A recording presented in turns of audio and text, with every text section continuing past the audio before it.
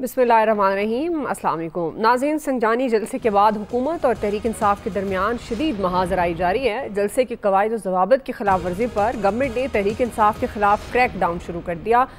गुज़श्ता रात इस्लामाबाद पुलिस ने कई सीनियर रहनुमाओं को पार्लियामेंट हाउस से गिरफ्तार किया और आज उन्हें अदालतों में पेश करके उनका रिमांड हासिल कर लिया। ताहम अदालत ने बैरिस्टर गौहर को मुकदमे से डिस्चार्ज करने और उन्हें रिहा करने का हुक्म दे दिया। वज़ीर आला खैबर पख्तूनख्वा अली अमीन गंडापुर इस्लामाबाद में कई घंटों की पुरस्रार गुमशुदगी के बाद पेशावर पहुंचे।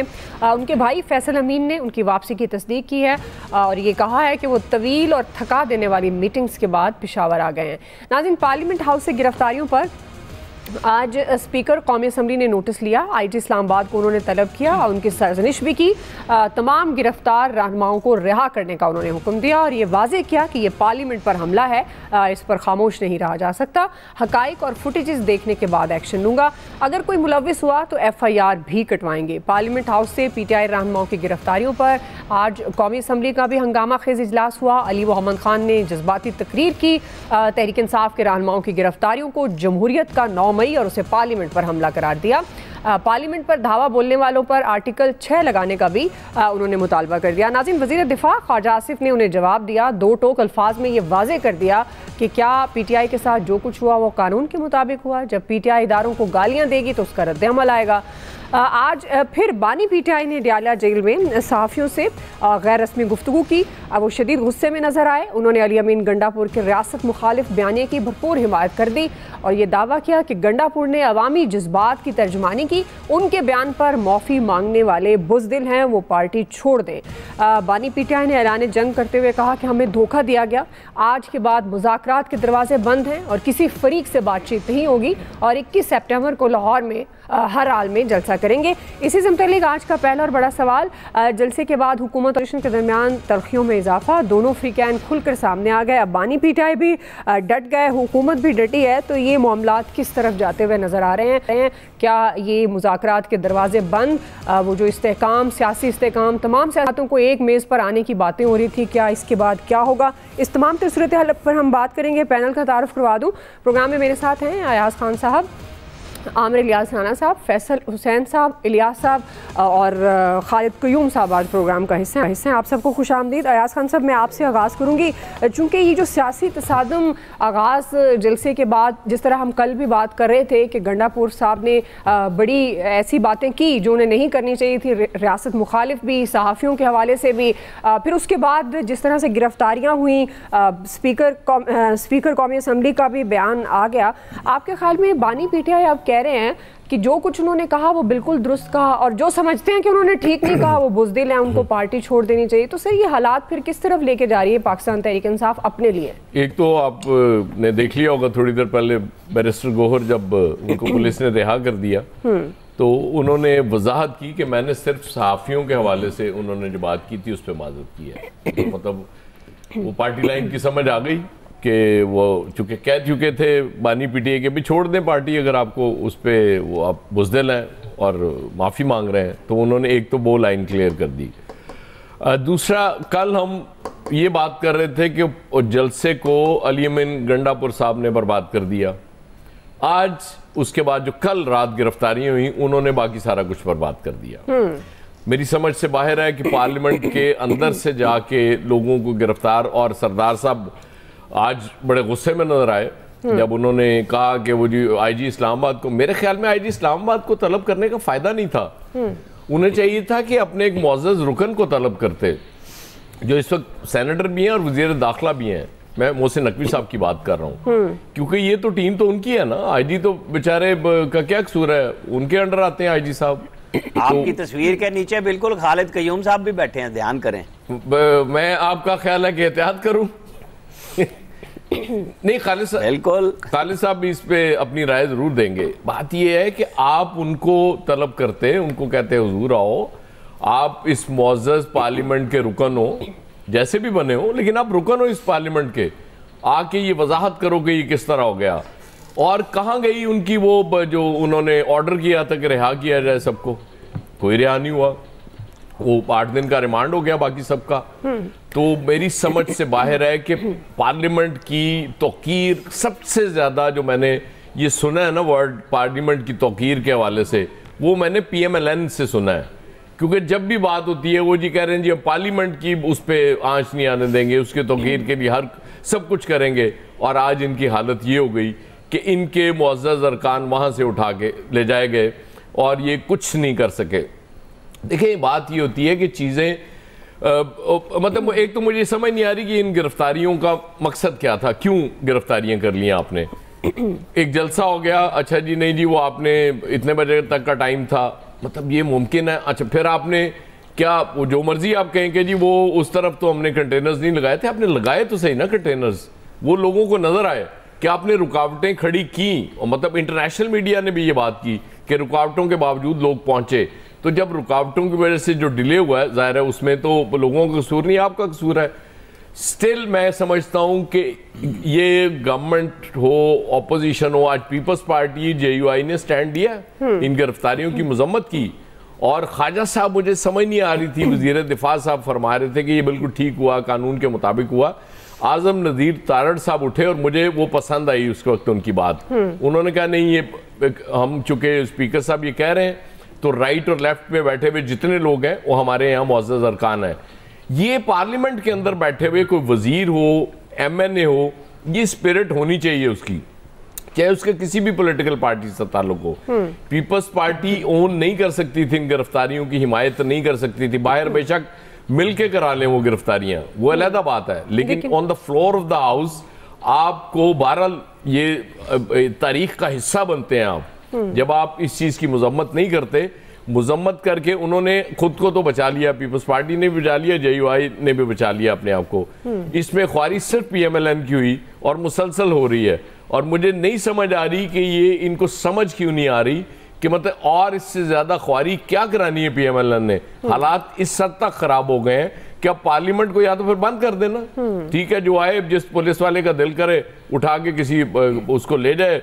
कल को कोई खुदा न खासा कि स्पीकर को उठा के लेके जा रहा होगा, तो मेरा ख्याल है कि ये वक्त है इन पार्लियामेंटेरियंस के लिए जो अंदर बैठे हुए हैं, चाहे फॉर्म 45 के हैं, 47 के हैं, जिसके भी हैं, इनको मिलके स्टैंड लेना चाहिए। ठीक कि पार्लियामेंट की बेतौकीरी दोबारा बर्दाश्त नहीं की जाएगी, क्योंकि पहले बहुत ज्यादा हो। जी आमिर साहब ये बात तो साबिक ये बात तो जो है स्पीकर कौमी असम्बली जी उन्होंने भी कही कि ये मजम्मत होनी चाहिए। और जिस तरह अयाज साहब कह रहे हैं बिल्कुल ये दुरुस्त बात है, मुअज़्ज़ज़ अरकान है, पार्लियामेंट मुअज़्ज़ज़ है, अवाम के नुमाइंदे वहाँ पर मौजूद हैं, तो ज़ाहिर है ये तो अवाम की भी इज्जत का मामला है। लेकिन ये जो हमारा बुनियादी सवाल है, जिस तरह बानी PTI कह रहे हैं कि मुज़ाकरात के दरवाजे अब बंद हैं और जो कुछ अली अमीन गंडापुर ने कहा वो बिल्कुल दुरुस्त कहा, तो फिर जैसे कल फैसल साहब भी बात कर रहे थे कि अली अमीन गंडापुर ने फिर जुबानी 9 मई कर दिया, तो क्या आपको लगता है कि ये मामलात पाकिस्तान तहरीक इंसाफ के लिए मजीद मुश्किल हो जाएंगे?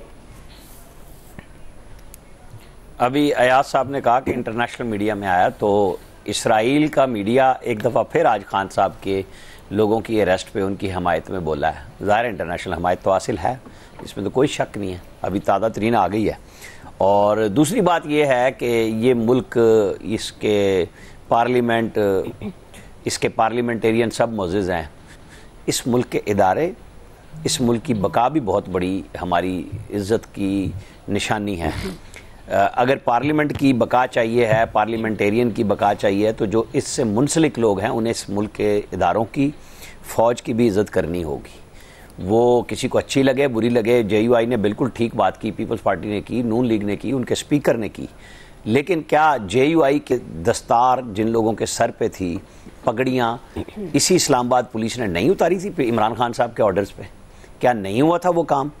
कोई हम भूल गए हैं? आप और हम सब जानते हैं लाजिज में कौन घुसा था। ये ना हर दौर की नई कहानी होती है, लेकिन मिला के बात करनी पड़ती है कि भाई फिर ठीक है, फिर आपस में बात करो ना। अगर आपको आज बुरा लग रहा है तो जो कल बुरा था उसकी मजम्मत तो करो ना, कि भाई ये बुरा था आज बुरा है। कौन कहेगा कि पुलिस घुसे पार्लियामेंट में, और क्यों घुसी? इसमें कोई शक नहीं है कि ये बहुत फिस्तायत का मुजाहरा हुआ, नहीं होना चाहिए था।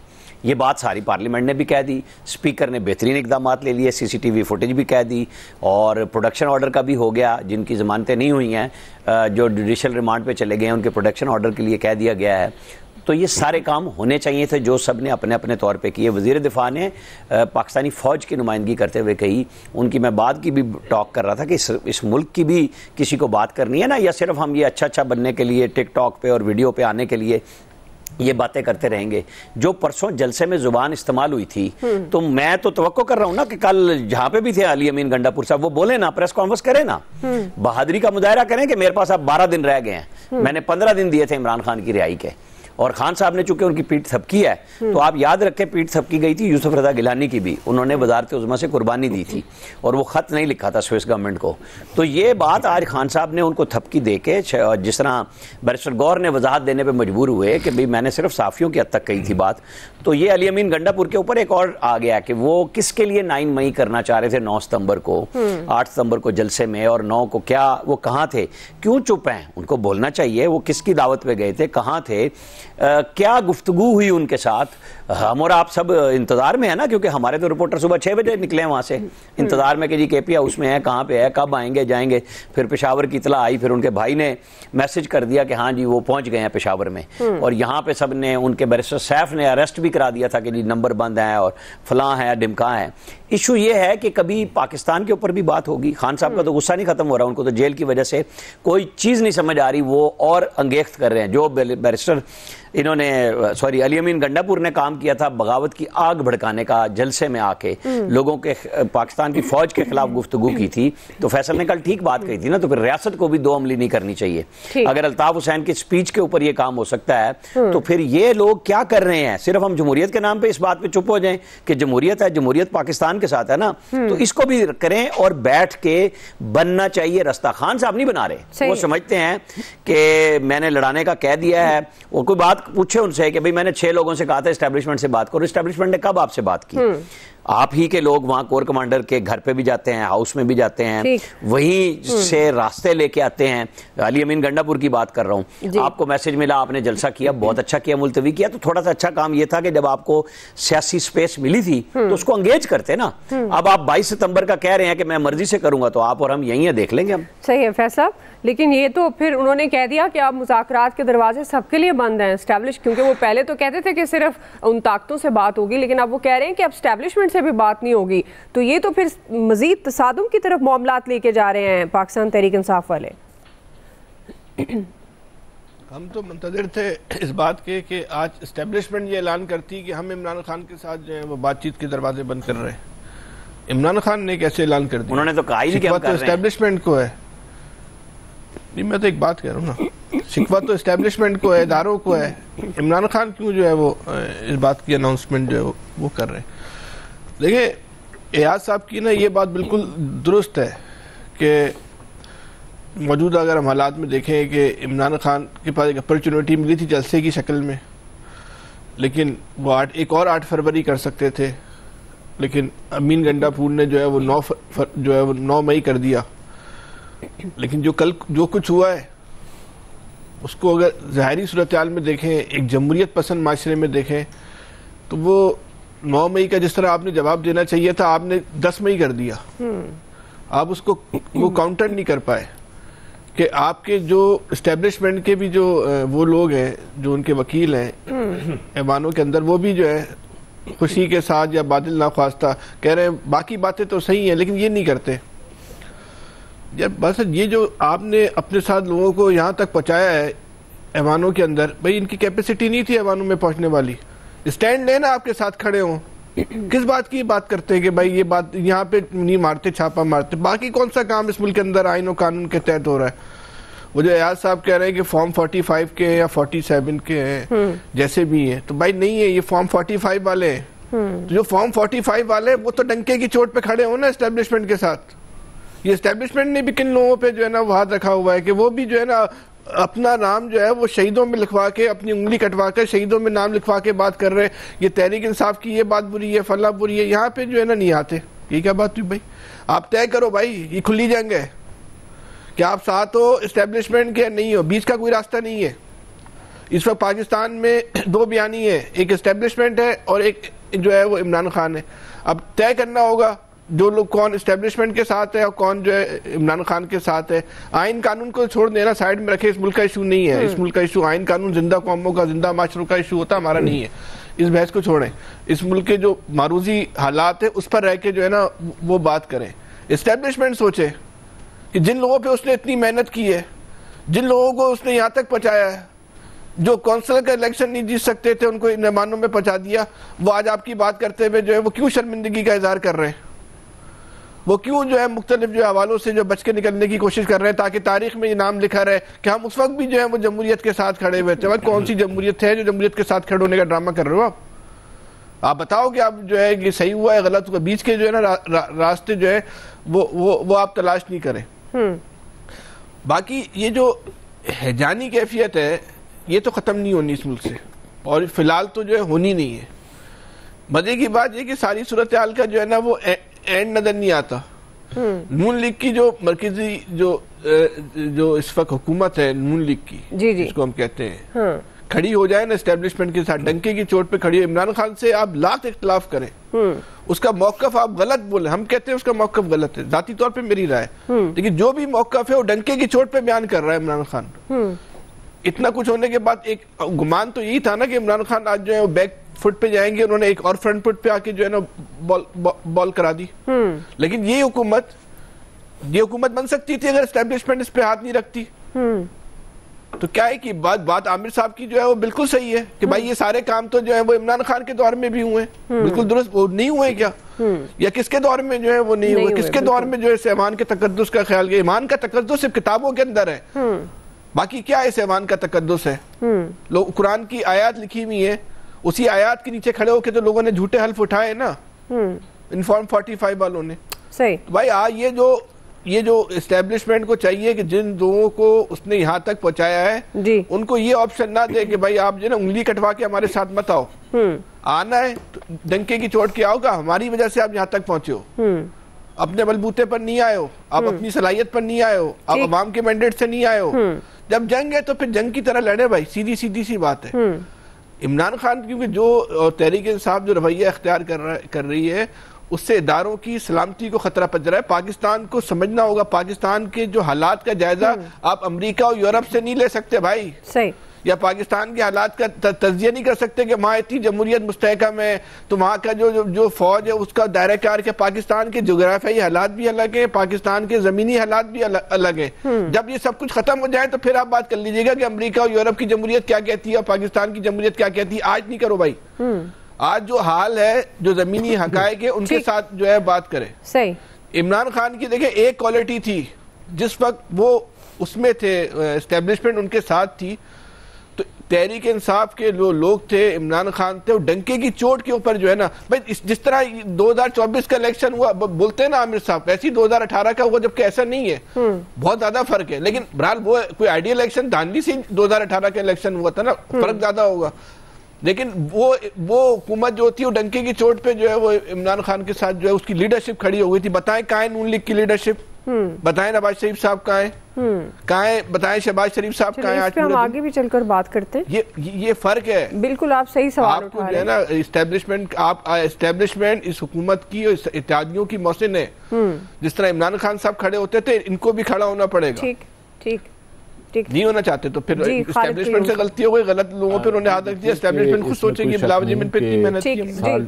खालिद क़य्यूम साहब, एक साल 1.5 साल बाद पीटीआई जो सियासी जमूद था, तारी था पीटीआई पर, वो इस्लामाबाद जलसे से उसको तोड़ने में कामयाब हुई है और उससे उनके जो हौसले हैं वो भी बड़े हैं कि वो आगे चलकर भी इस तरह अगर जलसा करना चाहें तो वो कर सकते हैं। लेकिन मैं समझता हूँ कि इस जलसे से जो है वो पीटीआई और ख़ास तौर पर बानी पीटीआई जो है उनकी मुश्किलात जो हैं अब वो बड़ी हैं, उनमें इजाफ़ा हुआ है। और इस हवाले से जो एक मुज़ाकरात का एक बैकडोर चैनल से या पीटीआई की क़यादत से के जो चलने की बातें हो रही थी उनको भी धचका जो है वो पहुंचा है। और जिस अंदाज से, जिस तरीके से जो अरकान पार्लियामेंट को फिर इस जलसे के बाद गिरफ़्तार किया गया उसकी भी शायद ज़रूरत नहीं थी। और जिस अंदाज से जो है वो किया गया वो तरीक़ाकार भी गलत था। और इससे यकीनन पार्लियामेंट के अंदर मैं समझता हूँ कि हुक्मरान इत्तेहाद पूरा जो है वो दबाव में आया है। उनको इससे ख़ास तौर पर स्पीकर कौमी असम्बली जो हैं उन पर एक बड़ा दबाव आया है और उसके नतीजे में फिर आज उनकी तरफ से एक्शन भी लिया गया है और बैरिस्टर गौहर जो हैं वो रिहा हुए हैं और बाकी जो अरकान हैं उनके प्रोटेक्शन आर्डर्स जो हैं अब वो जारी हुए हैं। और हुकूमत पर जो प्रेशर आया है, दबाव आया है इस हवाले से, वो मैं समझता हूँ कि पीपल्स पार्टी और दूसरी जो इत्तेहादी जमातें हैं उनकी तरफ से भी जो है वो आया है। देखिए, हम तो सुनते आए हैं अब तक और पढ़ते भी आए हैं कि पार्लियामेंट बालादस्त है और सबसे ज़्यादा जिस तरह याद साहब फरमा रहे थे कि हमने जो हुक्मरान इत्तेहाद में शामिल जमाते हैं ख़ास तौर पर मुस्लिम लीग नून और पीपल्स पार्टी की तरफ से ये जो है हम 2014 से सुन रहे हैं।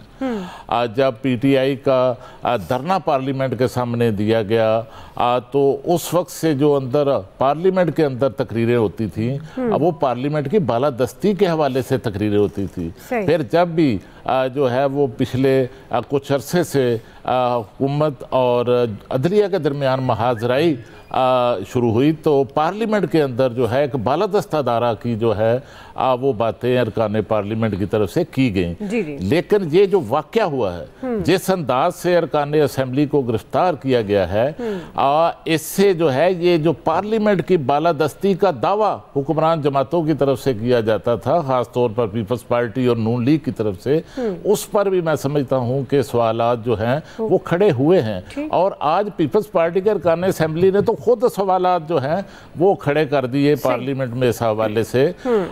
तो इसमें जो है इस हद तक एक्शन जो है अब वो नहीं होना चाहिए था। माजी में भी हमने देखा कि अपोजिशन जमातें जब जलसे करती हैं तो यकीनन हुकूमती शख्सियात को वो टारगेट करती है। जो दूसरे दर्जे की या तीसरे दर्जे की लीडरशिप होती है जलसों के अंदर, उनकी तरफ से नामनासिब अल्फाज इस्तेमाल किए जाते हैं और उनको जो है हम देखते रहे हैं कि बर्दाश्त किया जाता रहा। ठीक, बिल्कुल जी। इलियास साहब, ये तो वाज़ेह है ना कि अब वो जो बर्दाश्त की एक सियासत थी वो तो ख़त्म हो चुकी बहुत पहले ही, लेकिन अब ये पाकिस्तान तहरीक इंसाफ के लिए ये मामलात किस तरफ जाते हुए आपको नज़र आ रहे हैं? क्योंकि साबिक प्राइम मिनिस्टर कह रहे हैं कि कौम के जज्बात की तर्जुमानी की अली अमीन गंडापुर ने। देखिए जी, जो हालात पीटीआई के देखें आप, मुश्किल टफ होंगे उनके लिए मजीद, क्योंकि जो उनके लिए पहले एक जो सिचुएशन थी एक जो थी कि नरम हो रही थी और इस मुज़ाकरात की भी बातचीत चल रही थी, जिस तरह उन्होंने खुद आज एतराफ़ किया कि 6 अरकान को किया था कि नामजद किया था। तो जो सूरत हाल थी कि एक सॉफ्ट कॉर्नर और पॉलिटिकल जो आपस में बैकडोर डिप्लोमेसी जो सिलसिला चल रहा था वो अब वो होता हुआ नहीं दिखाई देगा, क्योंकि सख्त ज़बान इस्तेमाल करने के लिए और इस तरह की जो वो तकरीर की है, जिसके बाद एक दफ़ा फिर दोबारा सारे अपने बैकफुट पर चले गए और मुज़ाकरात अब नज़र होते नहीं दिखाई दे रहे। अब हालात मज़ीद सख्त होते हुए दिखाई दे रहे हैं। जिस तरह गिरफ्तारियाँ की गई तो इसका मतलब है कि यह नहीं कि अब दरवाजे बंद हो गए, जो छुपे छुपे दरवाजे खुले हुए थे वो अब बंद हो गए, अब मुज़ाकरात होते हुए नज़र नहीं आ रहे। एक जो वो उसी तरह कह रहे हैं कि जो पीटीआई बड़ी एक अरसे से खामोश थी, वो एक दोबारा एक उसको मुतहरक किया उसका, तो वो मुतहरक होने के बजाय कि ये जो था मामला ये इस तरह जो तकरीर करने की वजह से लोगों को एक रास्ता दिखाना था लीडर ने, जो कि सही रास्ते चलते जो स्ट्रगल करनी है अपने बानी को बाहर लाने के लिए, तो वो स्ट्रगल था, यही तकरीरें करते और प्रेशर गवर्नमेंट पर क्रिएट करते। तो लेकिन वो अब जो मसला है वो रास्ता दूसरा दिखा दिया कि इंतशार की सियासत, आपस में इस तरह करने, ज़बरदस्ती छुड़ा के लेके आना, तो ये तरीकाकार नहीं है। तरीकाकार होता है उनको बताना चाहिए था कि दूसरा तरीकाकार है कि जो हम प्रेशर जमहूरी तरीके से करते, लेकिन वो अब उन्होंने जो तरीकाकार बताया, अब लाहौर का भी एक ऐलान कर दिया, एक और महाज खोल दिया कि लाहौर पे भी महाज खुले और इधर भी जो भी है लाठी चार्ज हो, जो भी इस तरह लड़ाई झगड़े हो, कारकुन बाहर निकले, तो ये एक अजीब सी सूरत हाल पैदा हो गई है। और इसके बाद अब जो गिरफ्तारियां हुई, आज रिहाई की, तो इसके गवर्नमेंट पर एक जो है वो सही बात है कि गवर्नमेंट पर एक प्रेशर है, गवर्नमेंट ने खुद स्टेप लेके उनको बाहर निकाला है जो अरकान गिरफ्तार किए गए थे, ताकि ये ना हो कि पार्लियामेंट में जो एक उसकी तौकीर है वो खराब हो। सारा सिलसिला जो है इस पर गवर्नमेंट को भी सोचना होगा कि इसको जो लाहे अमल किस तरह तय करना है, किस तरह उन्होंने अपोजिशन को कंट्रोल रखना है, ताकि अगर इस तरह ना किया गया तो फिर ये मसला फिर ये सड़कों से ऐवानों तक फिर ये सिलसिला शुरू हो जाएगा। बिल्कुल और मसला सुलझता हुआ नहीं दिखाई दे रहा। सही, आप समझते हैं कि ये मसला सुलझता हुआ दिखाई नहीं दे रहा। बहरहाल सियासी तसादुम, क्या हालात पॉइंट ऑफ नो रिटर्न की तरफ जाते हुए नजर आ रहे हैं? खासतौर पर पाकिस्तान तहरीक इंसाफ का जुस्टान साबिक वज़ीर आज़म ने कहा कि मुज़ाकरात के दरवाजे बंद हैं, और अली अमीन गंडापुर ने कौम के जज्बात की तर्जुमानी की है। एक्सपर्ट्स की इस पर आप राय जान चुके हैं। क्विकली ब्रेक लेते हैं जी, ब्रेक से वापस आएंगे। दूसरा बड़ा सवाल, मुल्क में सियासी तसादुम में शिद्दत आ गई, क्या सीनियर कौमी क़यादत को हालात की संगीनी का इदराक है? ये हमारा सवाल होगा। राय लेते हैं ब्रेक के बाद।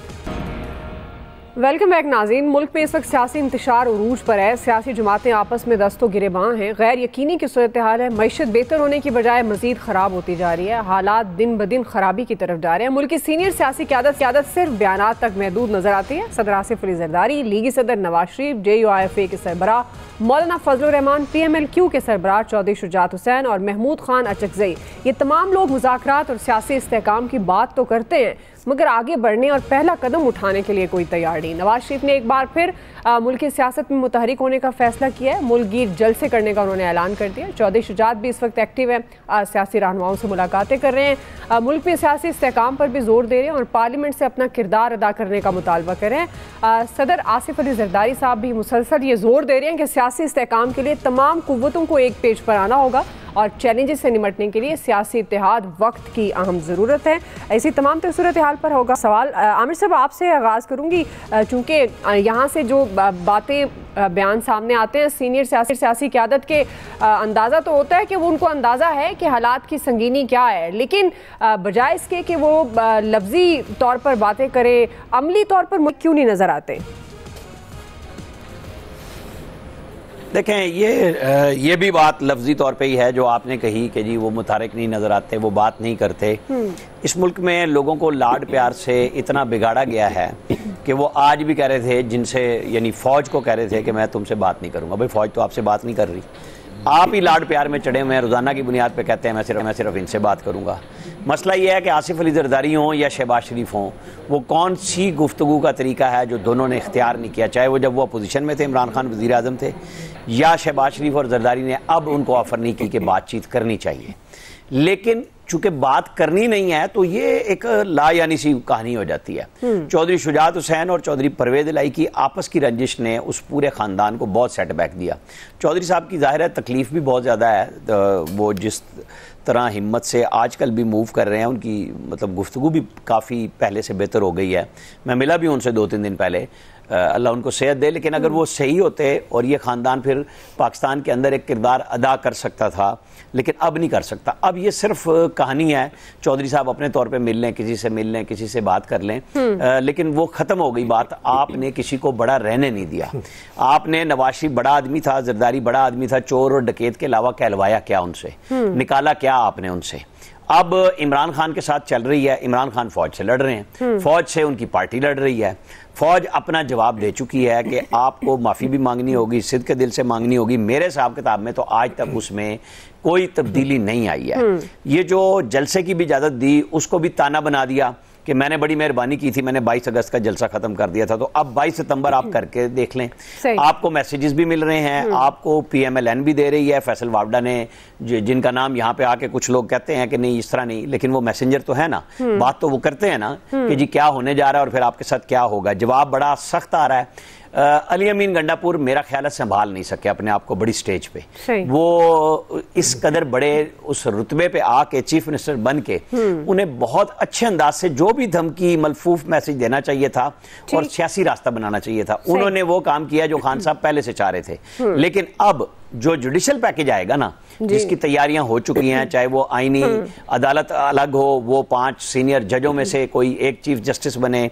आज पेशावर हाई कोर्ट का इब्तिदा कर दी ना, 10 जजों की तादाद बढ़ा दी है, तो वो पेशावर सुप्रीम कोर्ट जो सुप्रीम कोर्ट में बढ़नी है वो भी कायमा कमेटी को चला गया। तो अब ये पेशरफ्त ज्यादा होनी है। और फिर हम और आप तो पहले बांग्लादेश का सानहा देख चुके हैं, हमने सबक नहीं सीखना। लिहाजा अब एक मजीद लड़ाई और PTI के लिए मजीद सियासी मुश्किलात आप और हम आने वाले दिनों में देखें। अच्छा, एक तो हमें दुआ इस माइंडसेट से निकलना पड़ेगा कि PTI की मुश्किलात बढ़ गई, मजीद बढ़ने वाली हैं, अब पता नहीं क्या होने जा रहा है। ये अब काफ़ी अरसा हो गया ये चीज़ें देखते हुए। बात ये है कि ये स्टेक्स मेरे भी उतने ही हैं इस मुल्क में जितने एक सियासतदान के हो सकते हैं, किसी और के हो सकते हैं। मुझे भी इसी मुल्क में रहना है। इनमें से तो बहुत से लोग, इनके पास इतने वसाइल हैं कि ये बाहर शिफ्ट हो जाएंगे, बहुत से उन्हें बच्चे कारोबार अपने बाहर शिफ्ट किए हुए हैं। हमने नहीं किए, हमने यहीं रहना है। और इसलिए हमें सबसे ज़्यादा तकलीफ भी होती है जब सिचुएशन इस तरह की बन रही होती है।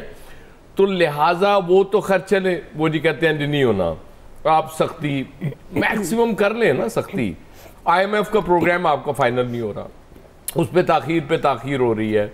आपके दोस्त ममालिक आपकी मदद करने के लिए तैयार नहीं है। मईशत के बुरे हालात हैं, मतलब आप प्रैक्टिकली डिफॉल्ट कर चुके हैं और इसके बावजूद आप कहते हैं कि नहीं जी चीज़ें हमने ऐसी चलानी है। तो माजरत के साथ फिर चीज़ें ऐसे नहीं चला करती।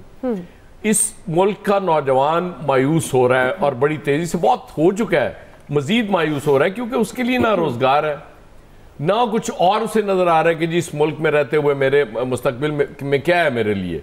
इसलिए वो जिसको तो मौका मिल जाता है वो बाहर चला जाता है। ये यूरोप के और इन मुल्कों के वीजे विदिन 2 वीक्स लग जाते होते थे, 10 दिन में वीजा आ जाता होता था। अब 6-6 महीने टाइम नहीं मिलता आपको इंटरव्यू का। ये हालत हुई भी है। उसकी रीजन सिंपल है। एक तो ये है कि हर बंदे की कोशिश है बाहर चला जाऊं, दूसरा ये है कि वो भी तंग आ गए आपसे, उनको नहीं समझ आती कि जी ये पता नहीं बंदा आएगा उसके बाद स्लिप हो जाएगा, इसने वापस ही नहीं जाना अपने मुल्क। आपके बड़े बड़े लोगों के वीजे रिजेक्ट हो रहे हैं अब, और वो जवाब क्या होता है कि जी आपने वापस नहीं आना। इससे ज्यादा और हमारे साथ क्या हो सकती है? लेकिन इसके बावजूद हम हर सतह पे, मुझे सिर्फ एक चीज नजर आ रही है, हठधर्मी कि नहीं, मतलब वो कबूतर बिल्ली को देख के आंखें बंद कर रहा है और ये समझ रहा है कि वो बिल्ली मुझे नहीं खाएगी। खुदा के लिए एक मुद्दत से मतलब अपील कर रहे हैं हम लोग कि बस कर दें। मतलब जिस की जितनी बड़ी अना है ना उसको कम से कम आधी कर ले, शायद मामला ठीक हो जाए। इस तरह से नहीं होगा, वरना मैं आपको सच्ची बात बताऊं, भाई आपने इजाजत दे दी थी जलसे की, कंटेनर्स लगाने की क्या जरूरत थी? मतलब पूरा पाकिस्तान आ जाना था उसमें। मतलब तलखी आप बढ़ा के फिर आप कहते हैं कि नहीं हम तो ठीक है, वो दूसरी तरफ से तलखी बढ़ी। इस तरह नहीं होता मामला। दोनों तरफ से चीजें ठीक करने की कोशिश होगी तो मामला ठीक होंगे, वरना अल्लाह ताला हम सब पे रहम करे। जी खालिद कयूम साहब, आपको लगता है सीनियर सियासी क़यादत को हालात की संगीनी का कितना इदराक है? और ख़ास तौर पर ये जो सियासी इस्तेहकाम की बात है और जो मईशत की बात अयाज साहब भी कर रहे हैं, आमिर साहब ने भी सियासी इस्तेहकाम की बात की, तो इसको कैसे फिर ठीक किया जा सकता है? देखिए, मैं समझता हूँ कि इसमें कोई शक नहीं कि पाकिस्तान की सीनियर सियासी क़यादत, ख्वा मुस्लिम लीग काफ के सदर चौधरी शुजात हुसैन हों, सदर पाकिस्तान आसफ अली जरदारी हों, मुस्लिम लीग नून के सदर नवाज शरीफ हों, मौलाना फजलुर रहमान हो या दूसरी सियासी क़यादत हो, सब ही शायद जो इस वक्त सूरत हाल हो चुकी है, कशीदा सियासी सूरत हाल हो चुकी है, उसके बारे में संजीदगी से ज़रूर वो सोचते होंगे और उसका हल भी निकालने की ख्वाहिश रखते होंगे। लेकिन देखना ये है कि ये जो बातचीत का अमल है, एक तरफ तो इसमें जो बानी PTI हैं उनका मामला ये है कि वो सियासी कुव्वतों के साथ मज़ाकरात और बातचीत पर उस तरह यकीन नहीं रखते।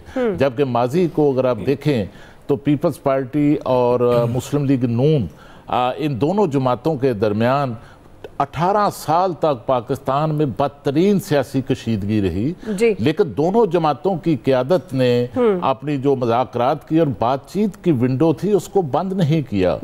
और हर दौर में जो है हमने देखा कि नून लीग के अंदर कभी हम देखते थे कि एक तरफ साग डार का रज़ा रबानी के साथ जो है वो रवाबत थे, उनके ज़रिए बातचीत आगे बढ़ती थी, जिसके नतीजे में चार्टर ऑफ डेमोक्रेसी जो है वो उस पर दस्तखत हुए। और फिर एक दौर आया कि जिसमें हमारे जो स्पीकर हैं कौमी असम्बली सरदार अयाज सादक और पीपल्स पार्टी की तरफ से सैयद खुर्शीद शाह जो हैं ये राब्ताकार थे, और इसी तरह हर दौर में एक राब्ताकारी थी। मैं समझता हूँ कि इस वक्त भी जो है सियासी जमातों में राब्ताकारी खास तौर पर PTI के अंदर ज़रूरत है कि राब्ताकारी हो। और दूसरा जो आपका सवाल है कि ये जो सियासी क़यादत है ये किरदार क्यों अदा नहीं करती, मैं समझता हूँ कि वो करना चाहते हैं और उनको चाहिए कि जहाँ से भी इस हवाले से मुख्तदर हलकों से तईद की ज़रूरत है, उनको बातचीत के लिए, बेहतर मुज़ाकरात के लिए, माहौल बनाने के लिए उनको कायल करना चाहिए। और उसके बाद शायद जो है हमारी लीडरशिप जो है कोई इनिशिएटिव वहाँ से उनको कायल करने के बाद जो है आगे बढ़ा सकते हैं। क्विकली ब्रेक ले रहे हैं नाज़रीन, ब्रेक से वापस आएंगे, यही सवाल होगा, फैसल और इलियास साहब का टेक लेंगे, हमारे साथ रहिएगा। वेलकम बैक नाज़रीन। फैसल साहब, अब सदर आसिफ अली ज़रदारी साहब कह रहे हैं कि चैलेंजेस से निपटने के लिए सियासी इत्तेहाद की ज़रूरत है, तो ये होगा कैसे? देखिए, ये तो सब एक सियासी बात है ना, हमारा उसी पे गुफ्तगू करते हैं, लेकिन जो संजीदा बात है आपके सवाल का, संजीदा जवाब ये है कि सबको संजीदा होना पड़ेगा। सियासतदानों को भी संजीदा होना पड़ेगा और इस्टेब्लिशमेंट को भी संजीदा होना पड़ेगा।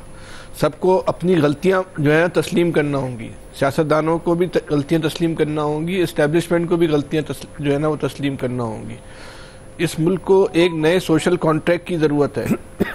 जब तक वो नया सोशल कॉन्ट्रैक्ट नहीं होता, आप पाकिस्तान को मौजूदा निज़ाम से या मौजूदा जो भी तरीक़ाकार है उससे नहीं चला सकते। इस हकीकत को तस्लीम करना होगा, ये हकीकत को सियासतदानों को भी तस्लीम करना होगा, इस हकीकत को इस्टेब्लिशमेंट को भी तस्लीम करना होगा।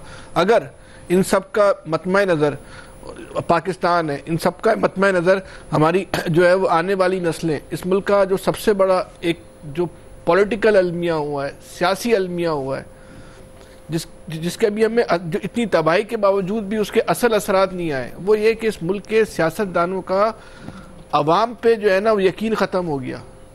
अब उनका इन्हिसार ख़त्म हो गया अवाम के ऊपर, उनको इस बात से वो ला ताल्लुक हो गए कि अब ज़रूरत नहीं है हमें अवाम की कि अवाम हमारे बारे में क्या सोचते हैं, हमें अवाम के वोटों की जो है ना वो ज़रूरत नहीं है। अब हमारे पास असम्बली के अंदर पहुँचने के लिए, इक़्तिदार में पहुँचने के लिए जो है वो अल्टरनेट रास्ते हैं। ये बहुत ख़तरनाक सूरत हाल है। अब इसकी क्या इस पर आप बात करें, इसको ख़त्म करना होगा इस तरीक़ेकार को। सियासतदान और अवाम का ताल्लुक ही ख़त्म हो गया तो फिर तो जो कुछ भी होगा ये तबाही के बर्बादी के अलावा तो कुछ नहीं होगा। ये इम्पोर्टेंट नहीं है कि कौन आके जो है वो आपका केस लड़ रहा है, इम्पोर्टेंट ये है कि जो आदमी आके केस लड़ रहा है वो खुद कौन है, वो आपका क्या इमेज बना रहा है। ये बहुत अहम बात है, इसको समझे, इस्टेब्लिशमेंट भी समझे, इसको सियासतदान भी समझे। नहीं समझेंगे तो सबका नुकसान होगा। आम आदमी का अब तो किसी गिनती में नहीं है ना, हमारा आप तो गिनती में नहीं है, लेकिन ये ताकतवर लोग हैं इनका भी नुकसान होगा। ये जो सियासतदानों का की जो अशराफिया है, जो एस्टेब्लिशमेंट है, इसका भी जो है ना वो नुकसान होगा। ये सारी खुशियाँ, ये सब हमारी जो VIP जो हमारा लाइफ स्टाइल, हमारा नहीं, तबका अशराफिया का, आमिर साहब वगैरह का, सियासतदानों का और लोगों का, इस पाकिस्तान से ये पाकिस्तान है। मैं तो सोच रहा था रोटी कैसे खत्म होगी, मेरा नाम ही नहीं लिया दोनों सेगमेंट्स। हम तो वो लोग हैं कि अगर आप खुश हो गए तो आपको खुश हो को देखकर ही हमारा पेट भर जाता है। सही बात है, हमारी तो इससे ज्यादा भी ख्वाहिश नहीं। हम तो आपको खुश देख के ही हम खुश हो जाते हैं, चलो भाई सब कुछ अच्छा चल रहा है। वैसे तो वो गोली पता नहीं रही कि नहीं, ये रोजाना कुनीन की गोली चबा के जो गुफ्तगू करते हो, इससे क्या समझदारी हो रही है? गरीब आदमी की दाल रोटी भी जो है ना बंद हो गई है। इस मुल्क को, इसमें अगर वाकई सब संजीदा है, छोड़े जो कुछ माजी में हो गया। जी। अब ये छोड़े कि आपका पसंदीदा कौन है और नापसंदीदा कौन है। सही, जैसा भी है सब पाकिस्तानी है, सबको गले लगा ले। सिर्फ एक आदमी से अगर आप डरते रहेंगे, उसी के अपने पर हवास को सवार रखेंगे तो आपकी ना तो मसले हल होंगे ना चीजें बेहतर होंगी। तमाम लोगों को, तमाम अल्ताफ हुसैन की बात कर रहे हो ना, तमाम जितनी भी इस मुल्क में जितनी भी असाई, मैं आपकी भी बात कर रहा हूँ, मैं KPK की भी बात कर रहा हूँ, मैं बलूचिस्तान की भी बात कर रहा हूँ, ठीक है जी, मैं कराची की भी बात कर रहा हूँ। यही मसला है इस मुल्क का जो आमिर साहब ने कहा, सबको जो है पाकिस्तान जो है वो एक तरक्की के रास्ते पे जो है ना चल पड़े। चलिए इलियास साहब पाकिस्तान के अंदर जो है वो इसमें जी, इलियास साहब बस यार पाकिस्तान हो गया यार, लाहौर से भी बोल रहे हैं, खत्म हो रहा है ना फैसल साहब। जी इलियास साहब, इस वक्त जरूरत यही है कि इंतजार की दिलचस्पी नहीं लेते। मैंने कहा यार अब इलियास साहब ये कहना चाह रहे, इस वक्त जरूरत इस बात की कि दोनों खामोश हो जाएं, पहले फिर बोलूंगा। जी इलियास साहब बहुत काम है, ले लिया करें।